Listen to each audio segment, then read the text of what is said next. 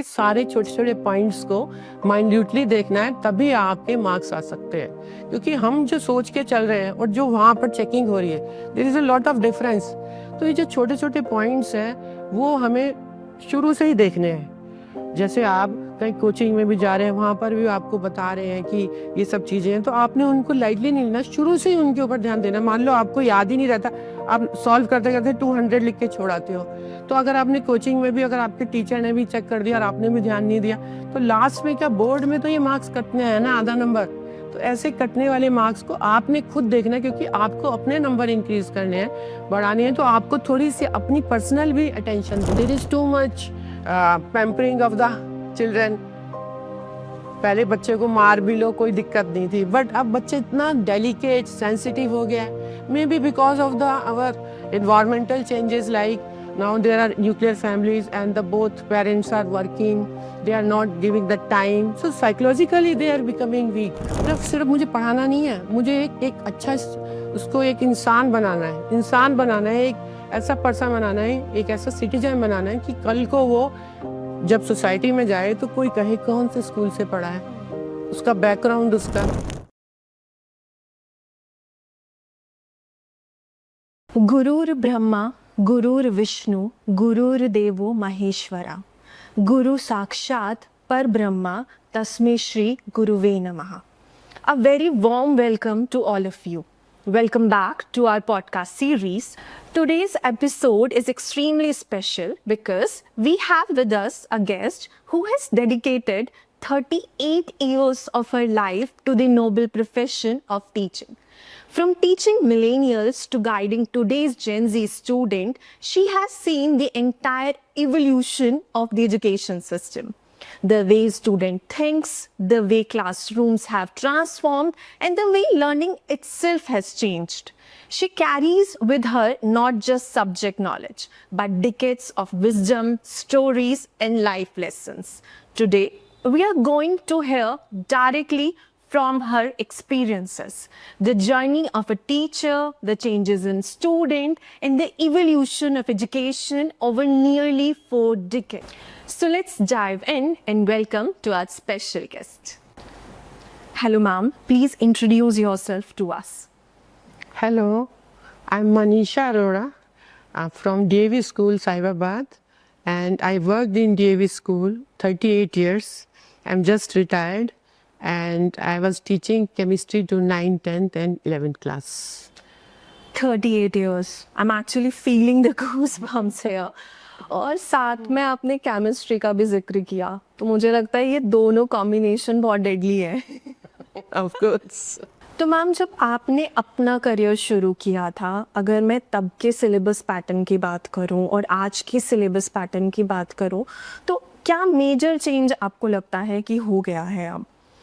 Major change ये हुआ है कि पहले को जो सिलेबस था, that was totally, teachers were teaching and students were totally dependent on the teachers knowledge and the blackboard teaching, and so many apparatus we are bringing from the labs, whatever is there. But now it's a digital world, and students have so many tools, so many facilities, so they are having so much great knowledge. So we are not only dependent on the classroom teaching, we are having so many online learning methods, tools. So this is a major difference.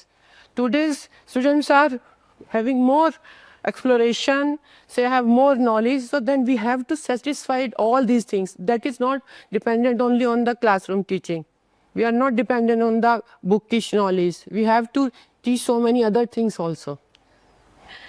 तो अगर मैं अपना personal experience share करूँ, so when I was in my like in sciences और when I am studying this chemistry, मेरे लिए रट्टाफिकेशन ही सबसे important tool था जब केमिस्ट्री की बात करते थे, क्योंकि मैं इनऑर्गेनिक तो फिर भी संभाल लेती थी, पर ऑर्गेनिक केमिस्ट्री में वो जो वो डेडली वो स्ट्रक्चर्स होते हैं, बेंजीन स्ट्रक्चर, बेंजीन, मेरे लिए याद एरोमेटिक मुश्किल था, और मुझे लगता है ये सबके लिए यही है। हाँ, तो आप क्योंकि उस सब्जेक्ट से आ रही हैं, तो क्या आज भी वही प्रिवेल कर रहे हैं स्टूडेंट्स, या फिर कुछ चेंज हुआ है?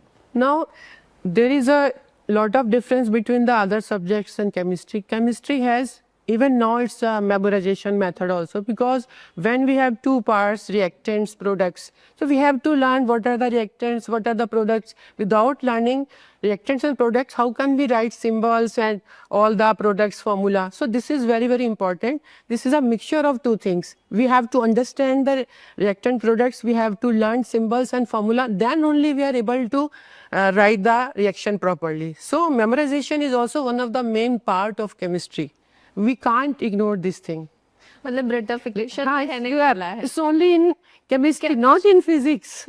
In bio, there must be some definition, all that thing. But in chemistry, we are dependent on the reactant products. We can't say hydrogen or oxygen is forming something like carbon dioxide. It will always form water.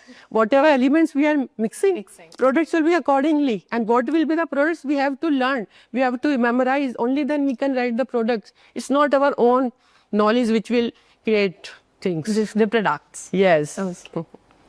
अब मैं board exams के pressure की बात करूं या फिर आजकल के कोचिंग कल्चर की बात करूं, तो ये पहले भी इतना ही ज़्यादा था या आजकल स्टूडेंट पे प्रेशर ज़्यादा बन गया है? प्रेशर नहीं, आज का जो टाइम है वो बड़ा कॉम्पिटिटिव वर्ल्ड है. Everybody wants to get good marks 90 and above. Parents expectations are also increasing. Parents चाहते हैं मेरे बच्चे के 90% and they are giving the facilities also. तो वो फैसिलिटी भी दे रहे हैं, तो हर बच्चा कोचिंग में जा रहा है. तो there is no harm in that. Coaching में जाने में कोई प्रॉब्लम नहीं है, क्योंकि स्कूल की एक्टिविटीज़ इतनी ज़्यादा हैं. Sometimes house activities, sometimes children day, sometimes annual day, sports day, half-yearly exam, pre-board exam. So there is, teachers have this pressure to complete their syllabus. They are not wrong at their way, but problem is that how to get good marks, how to get 90 and above marks. For that, they have to go for coaching. And in coaching, they are getting extra mock tests, they are getting revision assignments, they are getting so many things which are not possible in schools. So this is important today's world, because 90 and above is the mandatory. Every parent wants 90 and above. So this is possible only by joining coaching. And they are getting good marks. In my class, out of 50 students, 30 were having above 90. So this is changing. Earlier it was not like that. Of course. मेरे time में भी 100 तो हम achieve ही नहीं. हाँ, but अब आते हैं. इस बार भी 15 बच्चों के 100 मार्क्स आए हैं. मतलब साइंस में 100 मार्क्स आना it's a good thing, it's achievement. आपका कहने का मतलब है कि कोचिंग ज़रूरी है? कोचिंग जरूरी है आज के टाइम में. पहले चल जाता था, क्योंकि पेरेंट्स की भी अवेयरनेस नहीं थी, उनके अंदर इतना पता नहीं था क्या क्या कंपटीशन है. अब हर जगह जाना है आपको, इंजीनियरिंग में, IIT, CA, everywhere there is a coaching, because there is so much competitive world, and if you want to make yourself better, excel, then you have to join coaching. Otherwise, you will remain average, because in the school there is only limitation of the syllabus. After that, whatever higher study, higher order thinking skill question, hard question, long answer question, how to write them, how to write units, these things are very, very small. But when I check board exams sheets, marks are deducted for this. Marks भी cut जाते हैं. तो ये छोटी छोटी चीज़ें बताने के लिए कोचिंग में वो माइन्यूटली देखते हैं and they get good marks. I have seen it's my own. Ma'am, आपने ये तो क्लियर कर दिया है कि कोचिंग ज़रूरी है. अब अगर मैं कोचिंग की बात कर रही हूँ तो बहुत सारे बड़े बड़े नाम पिक्चर में आ जाते हैं. कोटा क्लासेस हो, फिज़िक्स वाला हो, आकाश इंस्टीट्यूट भी है, फिटजी है, एलिन है. तो ये जो कोचिंग सेंटर्स हैं, ये किस तरीके की नॉलेज दे रहे हैं? क्योंकि हम अब यहाँ पे ये भी है कि स्टूडेंट बेसिक से शुरू करे या फिर एडवांस्ड से शुरू करे. तो यहाँ पे भी एक मतलब कंफ्यूजन सा क्रिएट हो जाता है. देखो, हर बच्चे के अपना कैलिबर होता है, तो ऐसा नहीं है कि जो बेसिक से आप शुरू करोगे तो ज़्यादा अच्छा. क्योंकि अगर आपको बेसिक क्लियर नहीं है, आप सीढ़ी चढ़ते हो, आप नीचे वाले से ही तो ऊपर चढ़ते हो ना. आपको बेसिक का पता नहीं और आप ऊपर के हायर ऑर्डर के क्वेश्चंस कर रहे हो, तो दिस इज नॉट पॉसिबल. तो basic has its own importance. Basic से ही तो आप ऊपर जाते हो ना, सिंपल टू कॉम्प्लेक्स. तो हर चीज़ के पीछे नहीं भागना कि जो और बच्चे कर रहे हैं, जो और पेरेंट्स कर रहे हैं रेकमेंड. नो, आप देखो कि मेरा कैलिबर कितना है, तो बेसिक है, बल्कि जो बेसिक वाले वो आपका जब बेस क्लियर कर देंगे, हर चीज़ छोटी छोटी बताएंगे, तो आपको बड़े बड़े आंसर्स को भी करने में इजी रहेगा। ये नहीं कि हमें दूसरों को देखकर अपना वो करना है, हमें अपना पाथ खुद ढूंढना है, अपनी स्ट्रेंथ को और वीकनेस को खुद देखना है, हमें दूसरों से कोई कंपैरिजन नहीं करना। बेसिक्स और basic coachings they are all equally important, because if you have a average or above average caliber, you can go for that, because when you will learn basic things, only then you will go for the higher order questions. You can't do directly higher order, so don't go for the advanced coachings. First go for the basic coachings and get your basic concepts clear, get all the definitions, whatever basic requirements, units, measurements, because if you don't know that thing, you can't, how can you do the numericals? So this is very important. You do according to your own strength, and basics, basic knowledge is also very important, and you can't do advanced at the directly from that.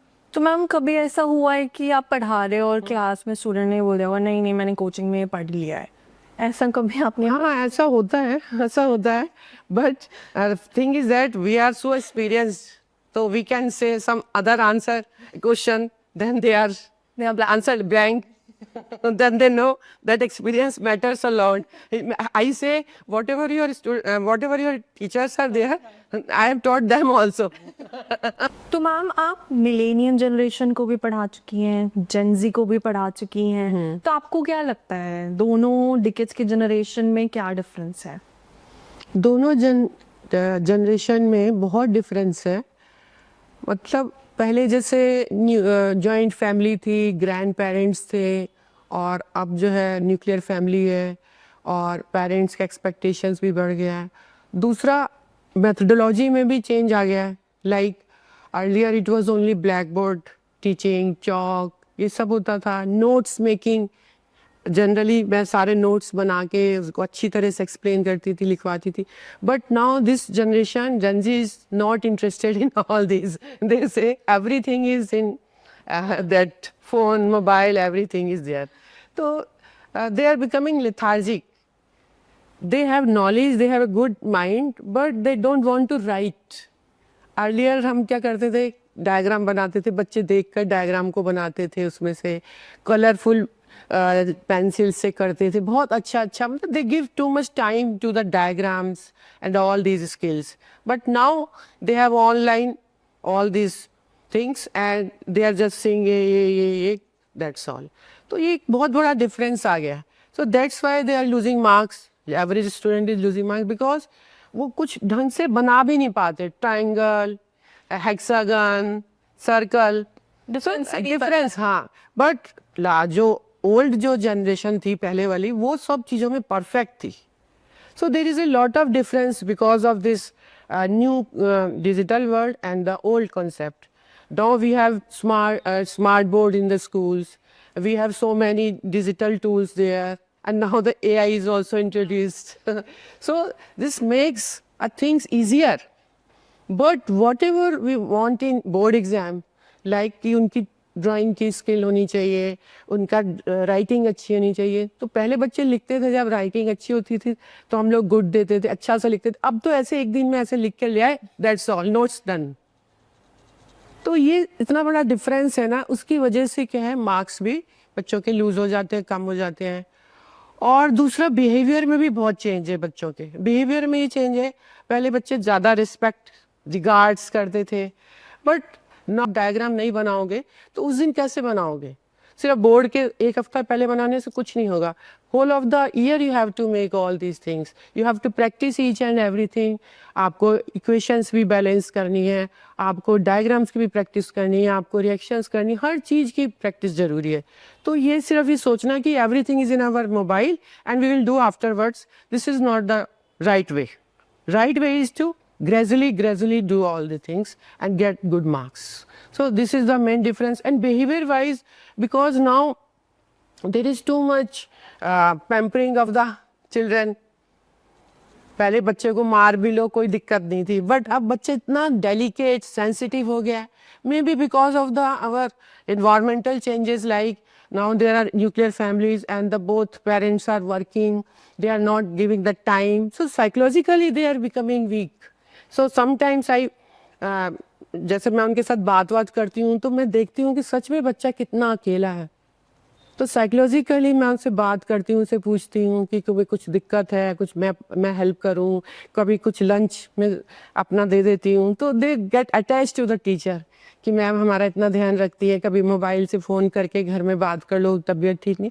तो ये सब चीज़ें इतना matter करती हैं क्योंकि हमें बच्चों को सिर्फ पढ़ाना नहीं है, बच्चों के साथ टच कॉन्टैक्ट में भी रहना है। Because my chapter that is having electrovalent bonding, तो मैं कहती है कि electrovalent bond is strong bond, so I want strong bonding between you and me, कोई उसको तोड़ नहीं सकता, तो वो उससे रिलेट कर देती हूँ, तो बच्चे खुश होते हैं। So always there must be a positive atmosphere in the class, उसी से बच्चे ज़्यादा सीखते हैं, चाहे ये कोचिंग हो चाहे स्कूल हो। When you are having direct connection with the students, then only your effective teaching will be there. So this is the main difference कि अभी भी अगर टीचर इस चीज़ को देखें कि अगर हम अपने आप को कनेक्ट रखें तो बच्चा बहुत ज़्यादा सक्सेसफुल हो सकता है। पर ये प्रॉब्लम है जेंजी की, है ना, जो है कि they are like they have their some physical word, और बोटल से no physical is not the correct, they have their virtual word, they are always in that, और उसमें किसी की भी एंट्री उनके लिए मुश्किल, वो बहुत मुश्किल है। सो आपको बहुत ज़्यादा उनके साथ इंटीमेट अपना कनेक्शन करके अपने आप को जोड़ कर बॉन्ड बनाकर, सिर्फ ये नहीं कि आई एम टीचर और वो बच्चा है, मेरा डिस्टेंस है, I have to finish the syllabus. जब तक आप बच्चे के साथ कनेक्ट नहीं होगे, उसकी साइकोलॉजी नहीं देखोगे कि बच्चा क्या चाहता है, तब तक वो बच्चा कभी भी अटेंटिव नहीं होगा। You must have some individual attention. कोई बच्चा अगर पढ़ नहीं रहा है तो उसको देखो कहाँ प्रॉब्लम आ रही है, क्योंकि ये हमारा काम है as a teacher. We are not only teacher not for only teaching, we are guide, facilitator, और we are just mentor for them. ऐसे नहीं है कि बस जस्ट फिनिश द सिलेबस, तो ऐसा एथिक्स नहीं होना चाहिए टीचर का। टीचर का होना चाहिए कि मैंने 38 इयर्स अगर जॉब करी है तो मैंने पूरा डेडिकेशन से करी है। I am very much satisfied कि अगर मुझे IAS ऑफिसर एक बच्चा बन गया और वो मुझे आज पैर छूता है, तो मैं सोचती हूँ कि my profession is very very noble and I am the great person in the world. क्योंकि और किसी प्रोफेशन में आपको कोई कुछ रिगार्ड इतना नहीं मिलेगा जितना आपको टीचर के एज ए टीचर मिलेगा। This is the great thing which a teacher achieves during their lifespan. Ma'am, अगर हम जेंजी की बात कर रहे हैं तो हम पेशेंस की बात कर रहे हैं, ये तो हो ही नहीं सकता है। बिल्कुल भी नहीं। मुझे लगता है कि जेंजी और पेशेंस का बहुत indirectly relation, inversely proportional. Exactly. तो ऐसा आपका कोई एक्सपीरियंस है इससे रिलेटेड कि हाँ ऐसी कोई सिचुएशन? तो एक एग्रेशन आता है एक फॉर अ पर्टिकुलर मोमेंट, जब वो एग्रेशन खत्म होता है ना तो उसको लगता है कि मैंने क्या करा। तो टीचर को उस पॉइंट पर रुकना है, ये नहीं बच्चे ने कुछ कहा तो यू आर स्लैपिंग। उस टाइम अगर आप रुक जाते हो, क्योंकि मैंने एक्सपीरियंस करा कि जो भी इस टाइप के बच्चे हैं मैंने उनको प्यार से डील करा। उस टाइम कुछ नहीं कहते, कुछ भी बोल दें, नहीं पढ़ना नहीं करना, like as children are doing at home, no problem, कल कर लेना। अब ये बिहेवियर अगर मैं चेंज करती हूँ अपना, तो बच्चा अगले दिन और अच्छा बन जाता है। अगर मुझे उसको एक सिर्फ मुझे पढ़ाना नहीं है, मुझे एक अच्छा उसको एक इंसान बनाना है, एक ऐसा पर्सन बनाना है, एक ऐसा सिटीजन बनाना है कि कल को वो जब सोसाइटी में जाए तो कोई कहे कौन से स्कूल से पढ़ा है, उसका बैकग्राउंड उसका दिखे। ये नहीं कि कैसा बच्चा है, तो बिल्कुल किसी उसमें नहीं। मैं बोलती हूँ बच्चों से, कहीं आप जाओगे इंटरव्यू के लिए तो अगर आपकी पर्सनैलिटी नहीं अच्छी, चाहे कितनी भी नॉलेज हो, कोई आपको नहीं लेगा। पर आप अपने वो शो करोगे, अपने कर्टसी शो करोगे, अपने बिहेवियर अच्छा शो करोगे, तो आपको एकदम से आपका सिलेक्शन हो जाएगा। तो this is also as important, उतना इम्पॉर्टेंट है जितनी की पढ़ाई। दो both are the equally important. Behavior is also there. You are topper, but you don't have courtesy. You are just aggressive. nobody is going to take you in any place.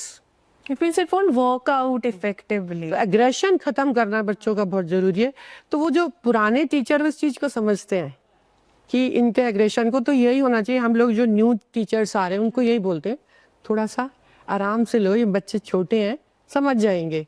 तो बोलते नहीं ma'am हमें गुस्सा आ जाता। तो मैंने कहा आपको पहले गुस्सा कम करा जाएगा, तब आप इनको कम करोगे। तो अभी हम लोग आपके लिए जरूरी है। हम सितंबर चल रहा है, नवंबर दिसंबर तक प्री बोर्ड की बेल शुरू हो जाती है स्कूल्स में, तो आपके कोई स्पेसिफिक टिप्स हैं हमारे स्टूडेंट्स के लिए?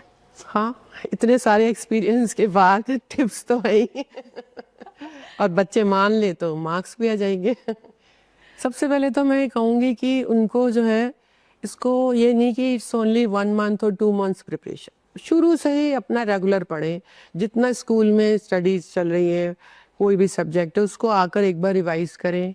नहीं अगर डेली कर पाते तो वीकली रिवीजन करें, but revision is very much required, क्योंकि रिवीजन करेंगे बार बार तभी वहाँ पर लिख पाएंगे। तो वो उनको बहुत ही ज़्यादा इसको इम्पोर्टेंस देनी है। दूसरा ये है कि आपको जैसे बोर्ड एग्जाम है, उसका एक पैटर्न होता है। सबसे पहले तो वो जो देते हैं ना, ये रीडिंग टाइम जो दिया है 2-4 साल पहले से, तो reading time is for reading. उस टाइम बच्चे को पूरा पेपर थॉरोली पढ़ना है, कहीं पर भी जो भी लग रहा है उसको थोड़ा सा भी तो वो अपने माइंड में सेव कर ले कि इस क्वेश्चन में ये वाली चीज़ आई है। तो थोड़ा सा उस टाइम प्रिपरेशन हो जाती। This only for the preparation of the for the writing answers, तो वो हो जाएगा। तो सबसे पहले तो रीडिंग को टाइम को बहुत अच्छा यूटिलाइज करें। दूसरा वो जैसे 1 मार्कर क्वेश्चन है जिसमें 1 वर्ड होता है या 1 सेंटेंस होता है, तो उसको बड़े बड़े आंसर ना लिखे, उसमें अपनी नॉलेज ना शो करे। उसकी जगह वो उसको 1 वर्ड का है तो उसकी जो रिक्वायरमेंट है उसके अकॉर्डिंगली चले। ठीक है, 2 मार्कर है, 2 मार्कर में कोई डेफिनेशन है, कोई कॉन्सेप्ट है, तो उसी के ऊपर ही ध्यान दे। ये नहीं कि उसको इतना इस बारे में आता है इस टॉपिक पे तो लिखते जा रहे हो, तो वेस्टेज ऑफ टाइम है, because we have a limited time and उसको मैनेजमेंट करना आना चाहिए। 3 मार्क क्वेश्चन है, 3 मार्क क्वेश्चन में कोई रीजनिंग है, कुछ भी पूछा है, तो उसको थॉरोली समझ के उसको लिमिटेड जितने वर्ड्स दिए हुए होते उसी के अकॉर्डिंगली लिखना है, एक्स्ट्रा लिखने की कोई ज़रूरत नहीं है। उसके बाद 5 मार्कर है, 5 मार्कर में पार्ट्स होते हैं, सब पार्ट्स है A B C।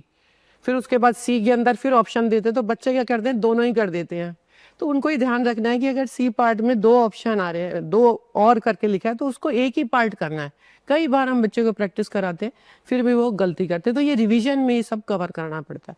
तो जितना प्रैक्टिस करेंगे बोर्ड के पेपर की, अब 5 मार्क का क्वेश्चन है तो 5 मार्क्स के क्वेश्चन में लेंथी आंसर है, कुछ पार्ट्स है, कहीं डायग्राम है, कहीं कुछ है, तो पूरा अकॉर्डिंगली आप देना। क्योंकि जब हम बोर्ड की चेकिंग करते हैं तो हाफ ऑफ मार्क का जो डिवीजन होता है मार्किंग स्कीम में, उसके अकॉर्डिंगली हम मार्क्स डिडक्ट करते हैं। कई बार बच्चा यूनिट नहीं लिख कर आता फिजिक्स में, तो मार्क्स कट जाते हैं बच्चे को। वो कभी टीचर ने अगर ध्यान नहीं दिया तो वो हाँ मार्क्स कट गए, फिर बच्चे को लगता है हमने तो पूरा आंसर निकाला था न्यूमेरिकल में, मार्क्स कहाँ कटे। तो प्रॉब्लम इज दैट कि वो उन्होंने यूनिट नहीं लिखी। तो इसी तरह से केमिस्ट्री में रिएक्टेंट प्रोडक्ट सही लिख दिए और उसके बाद उसने उसको बैलेंस नहीं करा, तो वहाँ लिखा होता है ब्रैकेट में कि marks should be deducted for the balancing not balancing, तो वो भी काटने पड़ते हैं। तो बच्चों को जो ये छोटी छोटी टिप्स होती है ना, उनका बहुत ज़्यादा ध्यान रखना। हर सब्जेक्ट में अपनी वो जो मेन पॉइंट्स होते हैं, जो आपको डेफिनेशन याद करनी है, तो उसमें ये नहीं कि नहीं मैं तो अंडरस्टैंड करूँगा, लिखो उसको, अपने डेफिनेशन को लिखो, याद करो, कॉपी बनाओ, रिविजन कॉपी उसमें करो, तो कोई दिक्कत नहीं है। आप जैसे कि आपके जो भी क्वेश्चंस के आंसर्स होते हैं वो भी आपके पास पुराने सैंपल पेपर वगैरह होते हैं, तो उसमें से देखो, कुछ किसी से मार्किंग स्कीम के अकॉर्डिंगली चलना है, क्योंकि ज़्यादा बड़ा आंसर लिखने का कोई मतलब नहीं है। अब जैसे जो चीज़ रिक्वायरमेंट है उसके अकॉर्डिंगली लिखना है। कुछ बच्चे क्या है, उसके क्वेश्चन कोई ढंग से नहीं पढ़ते हैं, तो जो क्वेश्चन को पढ़ने का जो स्टाइल है कि आपको उसको समझना है। अगर आपका क्वेश्चन क्लियर है तभी आप आंसर लिख पाओगे। कुछ बच्चे अपने आप से सोचते हैं अच्छा एक वर्ड पढ़ा, आंसर लिखना, और पूरा आंसर गलत हो जाता है। तो जो रीडिंग टाइम है it should be utilise in a proper way. अगर आपने रीडिंग टाइम को प्रॉपर यूटिलाइज करा तो मेरे अकॉर्डिंगली कभी भी मार्क्स काटने का कोई चांस नहीं है। तो ये कुछ टिप्स ऐसी होती हैं कि जो आपको मैनेजमेंट करना है। अब आपको पेपर, मान लो आपने 3 आवर्स का पेपर है, तो 2.5 आवर अपना मैनेजमेंट करके रखो कि मुझे 2.5 घंटे में पेपर करना है। क्योंकि होता क्या है कि 2.5 घंटे का पेपर करने के बाद अब जब रिवीजन करते हो, तो मैंने खुद इन्विजिलेशन में देखा है कि बच्चे कई बार दोबारा लिखते हैं फटाफट क्योंकि वो टिक लगा के रखते हैं जो बच्चे, तो पता चल जाता है अरे ये वाला क्वेश्चन तो मैं सोच रहा था करना है, वो छूट गया है। वो फटाफट उस क्वेश्चन को करते हैं, तो उनका कोई दिक्कत नहीं होती। तो वो जो टाइम है, जो 15-20 मिनट हम रखते हैं रिवीजन का, दैट मैटर्स अ लॉट। उसमें आपको जो भी क्वेश्चन छूट गया है वो कर सकते हैं। कुछ बच्चे मुझे लगता है सोचते रहते हैं, क्योंकि जो क्वेश्चन उन्होंने छोड़ दिया, क्रॉस लगाया, फिर उसके ऊपर ध्यान देते हैं 15-20 मिनट। तो थोड़ा सा प्रैक्टिस से अपना याद करके, रिवाइज करके, आंखें बंद करके कुछ ना कुछ उनको याद आ जाता है, तो फिर वो लिख लेते हैं। तो दैट इज़ वेरी इंपॉर्टेंट। तो क्योंकि आपका जब तक पूरा पेपर ही नहीं होगा तो मार्क्स कैसे आएंगे? तो अगर आपको 90 एंड अबव मार्क्स चाहिए तो आपका पेपर भी तो पहले पूरा आना चाहिए। मान लो कुछ कुछ कटते जाएं तो आपको मिलते मिलते कट कट के आधा आधा नंबर, अगर आपके 40 क्वेश्चन है तो 20 नंबर तो ऐसे कट के, तो इसलिए नंबर कम कटे। इसलिए सारे छोटे छोटे पॉइंट्स को माइन्यूटली देखना है, तभी आपके मार्क्स आ सकते हैं। क्योंकि हम जो सोच के चल रहे हैं और जो वहाँ पर चेकिंग हो रही है, there is a lot of difference. तो ये जो छोटे छोटे पॉइंट्स हैं वो हमें शुरू से ही देखने हैं। जैसे आप कहीं कोचिंग में भी जा रहे हैं, वहाँ पर भी आपको बता रहे हैं कि ये सब चीज़ें हैं, तो आपने उनको लाइटली नहीं लेना, शुरू से ही उनके ऊपर ध्यान देना। मान लो आपको याद ही नहीं रहता, आप सॉल्व करते करते 200 लिख के छोड़ाते हो, तो अगर आपने कोचिंग में भी, अगर आपके टीचर ने भी चेक कर दिया और आपने भी ध्यान नहीं दिया, तो लास्ट में क्या, बोर्ड में तो ये मार्क्स कटने हैं ना, आधा नंबर। तो ऐसे कटने वाले मार्क्स को आपने खुद देखना है, क्योंकि आपको अपने नंबर इंक्रीज करने हैं, बढ़ाने हैं। तो आपको थोड़ी सी अपनी पर्सनल भी अटेंशन देनी है। टोटली अगर हम सोचें कि टीचर और ये ट्यूटर का ही काम है, तो दिस इज नॉट पॉसिबल। अगर आपको 90 अबव है तो आपका कैलिबर भी तो सबसे अलग है ना। आप अपने को नॉर्मल क्यों सोच रहे हो? तो अगर आपने ऊपर नंबर लेने हैं तो आप अपने पर्सनल इंटरेस्ट से और पर्सनल लेबर करके, हार्डवर्क करके भी तो आपको मार्क्स मिलेंगे ना। सिर्फ डिपेंडेंट है ना कि ये तो टीचर की गलती है, टीचर इतनी चेकिंग करा, हो सकता है इग्नोर हो जाए। तो ये छोटे छोटे पॉइंट्स हैं, उनको आपने पर्सनली अटेंशन देनी है, क्योंकि ये छोटे छोटे पॉइंट वहाँ मिलकर जो है वो बहुत बड़ा वो बन जाता है। कि हम सोच तो रहे हैं कि हमारे जैसे आपके 80 मार्क्स का पेपर होता है साइंस का, ये कोई भी जैसे प्रैक्टिकल का मिला के, इंटरनल असेसमेंट मिला के 100 होता है, तो चलो वहाँ आपके 20 या 30 आ गए। पर यहाँ जो 80 और 70 वाला जो है, 12th में आपका 70 मार्क्स है, इधर 80 है 10th में, तो वो जो 80 वाले में से आपको एटलीस्ट 70 तो लाने हैं ना। उस 70 लाने का मतलब आप 10 मार्क्स से ज़्यादा आप डिडक्ट नहीं करवा सकते। और 10 मार्क्स तो जब हम चेकिंग करते हैं तो हमें पता चलता है एक न्यूमेरिकल ही गलत हो गया तो गए 3 नंबर। तो वो बच्चे की जो वहाँ सोच थी कि मेरे तो पूरे नंबर हैं। तो इस चीज़ के लिए प्रैक्टिस बहुत ज़रूरी है। अगर आपने प्रैक्टिस नहीं करी, और ये एक दिन का काम नहीं है, जो बच्चे 90 एंड अबव लाते हैं, जो मैंने अपने 38 ईयर्स में देखा, वो शुरू से ही पढ़ते रहते हैं और इतने क्वेश्चन पूछते हैं और प्रैक्टिस करके पेपर लाते हैं। मैम ये चेक कर दो, फिर हम चेक कर देंगे। अगर वो इतना मेहनत करे तो हमें भी उसके लिए हेल्प करनी है, हमें भी उसके मार्क्स इंक्रीज करवाने हैं। तो वो शुरू से ही सैम्पल पेपर, टेस्ट सीरीज अपने ट्यूशन के भी लेकर आते हैं, वो भी सॉल्व करवाते हैं। तो वो सब करते करते बच्चे इतना अच्छा तैयार हो जाता है कि 100 तक ही आ जाता है, 90 से वो 100 पर ही पहुँच जाता है। तो बहुत अच्छा लगता है एज ए टीचर कि फिर फ़ोन करके बताते हैं कि मैम हमारे 100 मार्क्स आए हैं, बड़े बड़े मैसेज करते हैं। तो उस टाइम जब आंखों में एक खुशी आती है ना, मुझे लगता है वो एक पेरेंट्स से ज़्यादा एक टीचर की खुशी होती है। आजकल के बच्चे ना कम्पिटिटिव एग्ज़ाम्स के प्रेशर्स में अपनी जो हॉबीज़ हैं, उनके जो इंटरेस्ट हैं, उनको लूज़ आउट कर देते हैं, उस तरफ ध्यान ही नहीं देते हैं। तो आपको लगता है हमारे एजुकेशन सिस्टम में इन सब चीज़ों की भी जगह होनी चाहिए? हाँ, ज़रूर होनी चाहिए। क्योंकि अभी तक क्या है कि सिर्फ आप सोचते हो कि इंजीनियर बनाना, सीए बनाना, यही बस, या बहुत इंटेलिजेंट बच्चा है तो आईएएस ऑफिसर बन जाएगा। पर आप उन बच्चों का सोचो जो सिंगिंग में अच्छा है, जो आर्ट उसकी अच्छी है, आर्ट की स्किल है, इतने बड़ा बड़ा पेंटर, पेंटिंग बना के वो पेंटर बन सकते हैं। उस चीज़ के लिए हमारी एजुकेशन में कोई भी सिस्टम में कुछ भी जगह नहीं है। तो ये प्रॉब्लम बहुत है। तो इसी वजह से आगे चल के अगर ये चाहेंगे भी कि अगर हमने ये सब्जेक्ट लिया हुआ है, हमने म्यूज़िक को, आर्ट को अपना आगे पढ़ रहे हैं और हमारा इंटरेस्ट भी, बट उसके लिए सोसाइटी में कहीं जॉब्स में कोई अपॉर्चुनिटीज़ नहीं है। तो इसलिए अगर हमारे न्यू एजुकेशन सिस्टम में अगर ये वोकेशनल कोर्सेज़ को और इन सबको अगर हम प्लेस देंगे, तो उससे क्या होगा, हर बच्चे को अपने अकॉर्डिंगली कुछ न कुछ मिल जाएगा। अभी सिर्फ हम 2-3 वोकेशन के ऊपर ही सारा का सारा डिपेंडेंसी है। पेरेंट्स को भी नहीं, अगर ये म्यूजिशियन बन गया तो क्या होगा? अरे अगर उसके लिए भी, म्यूजिक के लिए भी आप उसको आगे प्लेसमेंट उसको अच्छा मिलेगा तो वो क्यों नहीं अपनी हॉबी को आगे बढ़ाए। स्पोर्ट्स में इतना अच्छा बच्चा स्पोर्ट्स में होता है, पर वो साइंस ले लेता है तो उसके पेरेंट्स अगले दिन आके बोल देते हैं नहीं मैडम इसे स्पोर्ट्स से निकालो। फिर मैं उस बच्चे की आंखों में जो देखती हूँ ना, मैम प्लीज बोल दो, मैं दोनों कर लूंगा।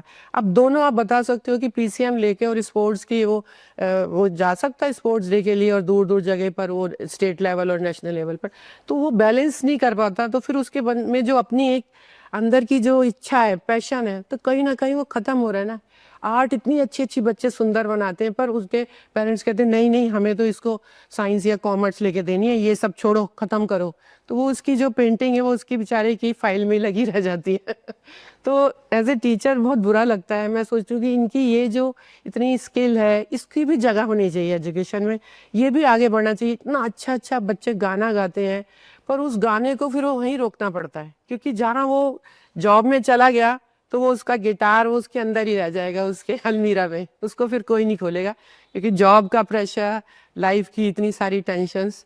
तो इन अगर इन चीज़ों को भी, उनकी स्किल्स को भी अगर हम आगे लें और वो उसी प्रोफेशन में चला जाए, स्पोर्ट्स वाले स्पोर्ट्स में चले जाएं, कोच बन जाए, कोई अच्छी अच्छी जॉब्स मिल जाए, उनके लिए भी अपॉर्चुनिटीज़ बढ़ जाएं, तो मतलब कितना अच्छा लाइफ के अंदर हर बच्चे को अपने अकॉर्डिंगली मिल जाएगा। उनका इंटरेस्ट जो बीच में ख़त्म हो रहा है, जो डिम होता जा रहा है, वो फिर से उनको मिल जाएगा। और बच्चे जो अंदर से जॉब कर रहे हैं, क्योंकि ज़रूरी है, इसके बिना काम नहीं है, वो चीज़ें जो है उनको सामने अपनी स्किल वाला, अपनी इंटरेस्ट का मिल जाएगा, तो कितना खुश होंगे, उनकी आगे की लाइफ कितनी अच्छी होगी और उसमें बहुत एक्सेल कर सकते हैं। क्योंकि जो चीज़ आपकी इंटरेस्ट की है उसमें बहुत आगे तक पढ़ते हो, आगे तक जाते हो, रिसर्च भी करते हो। पर जो चीज़ आपको सिर्फ आपको प्रोफेशन, मतलब जो आपको सिर्फ प्लेसमेंट दे रही है और आप उसको 9 to 5 करके चले जाते हो, तो वो तो फिर सिर्फ टाइम पास हो जाता है, क्योंकि वो ज़रूरी है, मैंडेटरी है। बट इसको भी अगर हमारी एनईपी अगर कर रही है स्किल्स को, तो मैं तो कहूँगी बहुत अच्छी बात है। थोड़ा सा इन एक्टिविटीज़ को और उनको उस प्रेशर से हटाओ। अब उन्होंने क्या बनाया है कि फिजिक्स वाला म्यूजिक भी ले ले, केमिस्ट्री वाला ज्योग्राफी ले ले, ये कॉम्बिनेशन। अभी तक तो ये कि पीसीएम, अब अगर हिस्ट्री सिविक्स वाले का मन है मैथ्स पढ़नी तो पढ़ो। तो जो कॉम्बिनेशंस के जो तरह तरह के जो बनेंगे नेटवर्क, तो उसमें हर बच्चे को जो अपनी स्किल है, अपना इंटरेस्ट है, वो आगे बाहर निकलेगा। नहीं तो क्या होगा कि पीसीएम ही रह जाएगा और वो जो है ह्यूमैनिटीज रह जाएगा। अब जब सब इंटरडिसिप्लिनरी हो जाएगा, तो उस इंटरडिसिप्लिनरी से बहुत अच्छा चेंज आएगा। It will be like a revolution. और वो आगे सोसाइटी को, जैसे फॉरेन कंट्रीज़ के अंदर होता है, वो सोसाइटी में चेंज करेगा। एक सिंगर को भी उतनी ही वैल्यू मिलेगी जितनी एक इंजीनियर को मिलती है, एक पेंटर को भी उतनी ही वैल्यू मिलेगी जितनी कि एक सीए को मिलती है। तो जब सारे इंपॉर्टेंस सारे प्रोफेशन को इक्वल मिलेगी, तो फिर क्यों नहीं पेरेंट्स बोलेंगे कि आप चलो ठीक है, आप एमए कर लो म्यूजिक में।